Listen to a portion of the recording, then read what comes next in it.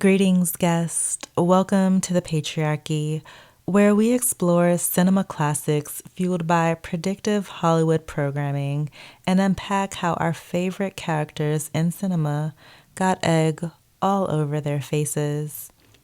I am your commentator, Dom, and tonight we're unpacking Vertigo.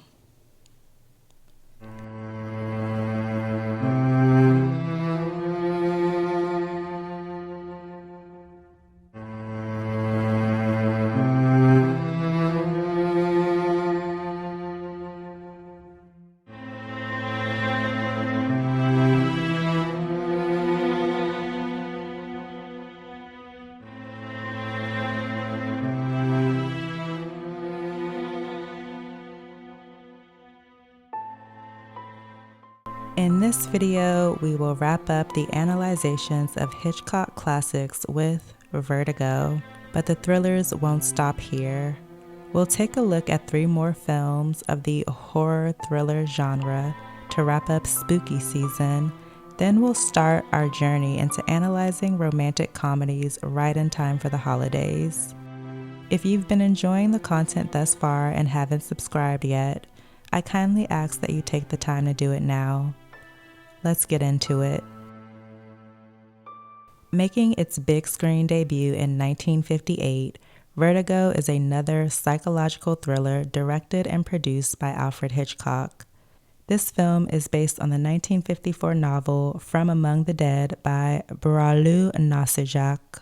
Vertigo stars James Stewart as John Scotty Ferguson and Kim Novak as Madeline, aka Judy.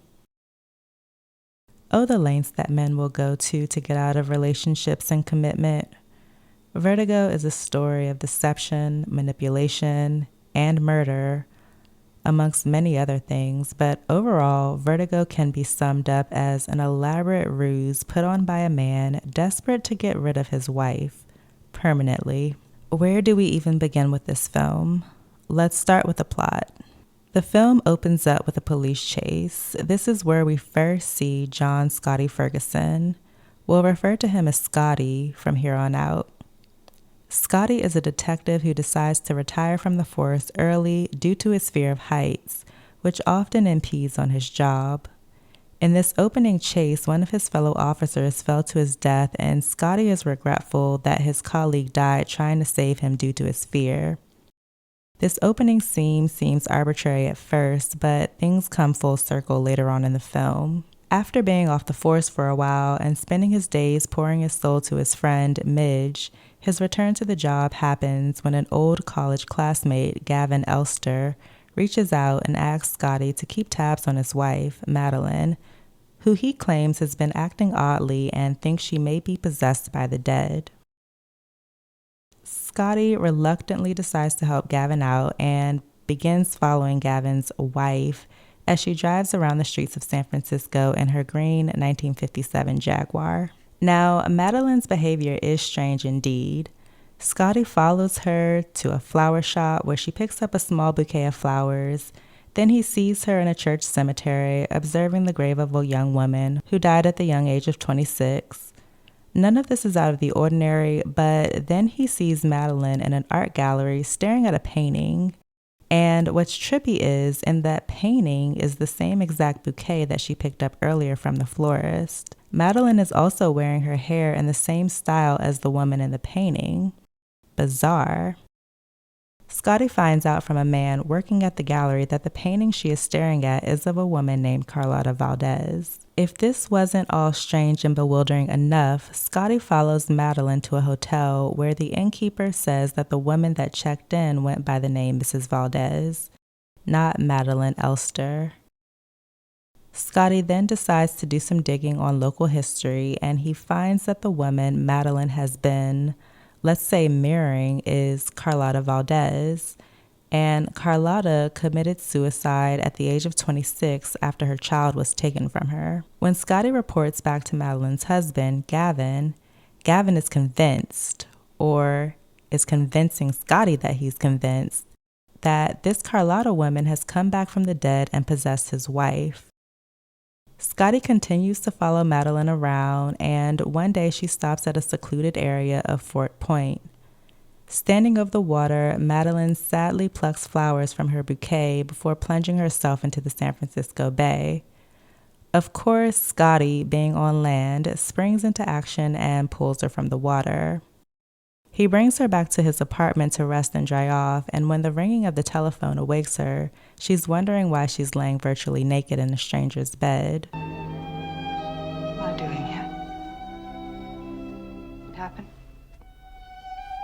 I must say that Madeline seemed pretty calm to be in this predicament. She doesn't know who Scotty is, yet she wound up unclothed in his apartment. I guess we'll learn later that Madeline is fully aware of what's going on and who Scotty is. After wondering what happened, Scotty tells her that she fell into the bay, and of course she claims not to remember any of this.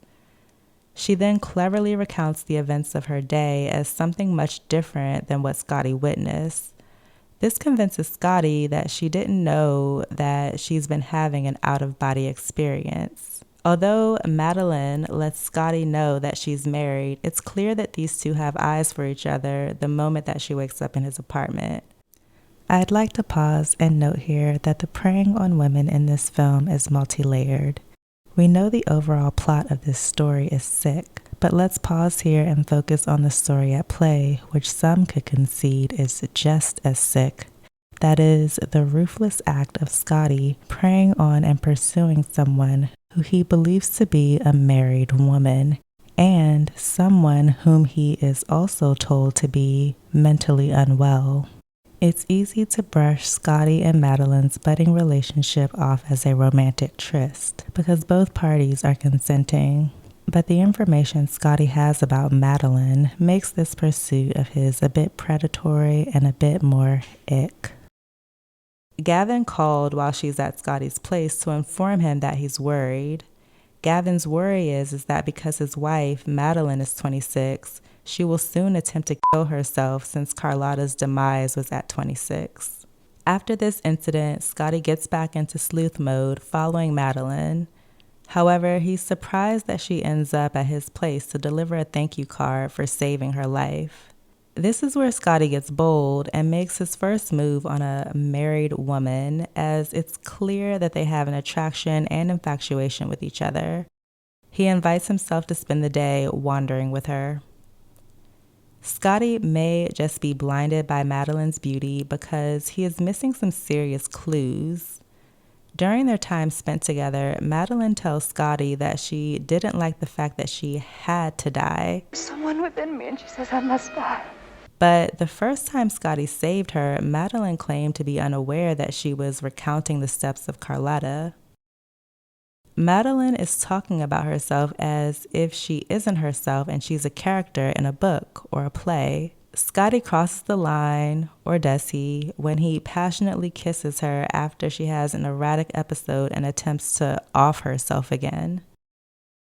In preparing for the big finale, Madeline shows up at Scotty's house frazzled by a dream she had about a bell tower in a Spanish village. Desperate to prove that the woman he's garnered affection for isn't crazy or possessed, Scotty takes Madeline to the place in her dreams, where he assures her that no one possesses you and you are safe with me. They share one last kiss before they confess their love to each other. Then Madeline runs to the top of the tower and jumps out the window. Scotty has lost his love, the same way that he lost his partner at the beginning of the story. Or did he? So as the story goes on, Scotty begins to see her likeness everywhere he goes. He's haunted by Madeline, until one day he comes across a woman who bears a striking, and I mean striking, resemblance. This woman looks exactly like his dearly departed Madeline, but talks different, has a different hair color, and is a bit more crass. This woman's name is Judy from Kansas. Scotty creepily begins to pursue the woman that looks just like his deceased former love, but in true detective mode discovers she is Madeline. Of course, the audience knows this before him in a sequence showing how Judy elaborately faked her death.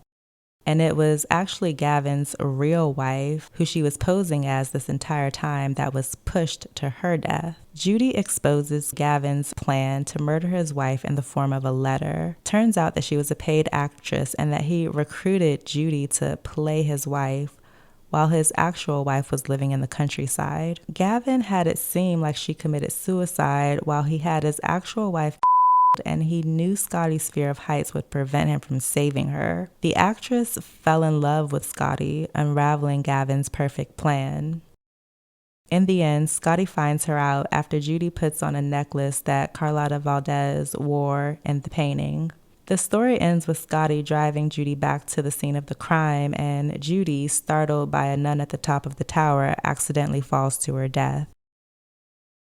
So, as bewildering as this story is, in its simplest form, it's a story about a man who wants his wife gone permanently and went through an elaborate scheme to do so. We don't know much about Gavin Elster, only that he's an old classmate of Scotty's and that he's in the shipbuilding business.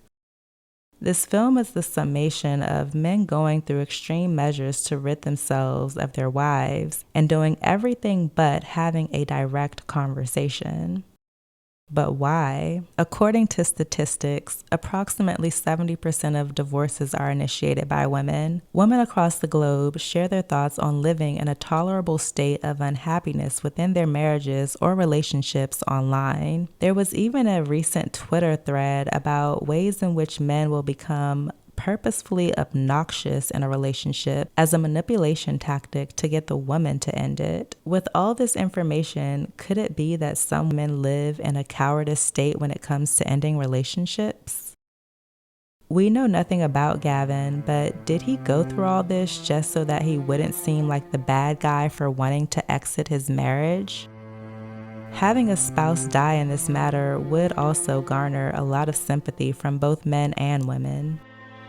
What are your theories on this plot and how it's reflected back to us in the current state of society? Share your thoughts in the comments. I look forward to reading your opinions. And as always, if you enjoyed this video, like, comment, and subscribe for more content. Signing off now, your friend, Dom.